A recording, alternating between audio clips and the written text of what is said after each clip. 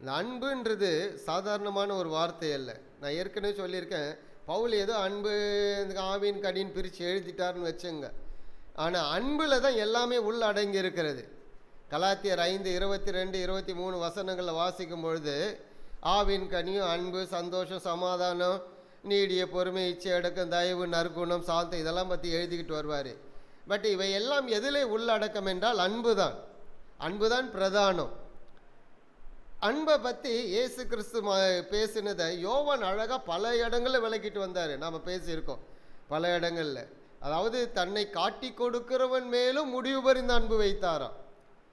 தன்னை ஒருவன் காட்டி கொடுக்க போகிறான், மிகப்பெரிய ஒரு சூழல் இவருக்கு ஏற்பட போகிறது, அவன் மேலேயும் முடிவு பறிந்த அன்பு வைத்தாராம். இப்போ என்ன சொல்லுகிறார்? ஒருமைப்பாட்டில் அவர் தேறினோலாக இருக்கும்படிக்கும் நீர் என்னை அனுப்பினதையும் நீர் என்னில் அன்பாய் இருக்கிறது போல அவர்களிலும் அன்பாய் இருக்கிறதையும். எந்த அன்பை பற்றி பேசுகிறாரு? திருத்துவ தேவனுடைய அன்பை பற்றி பேசுகிறார். அந்த அன்பு யார் மேலே இருக்கிறது?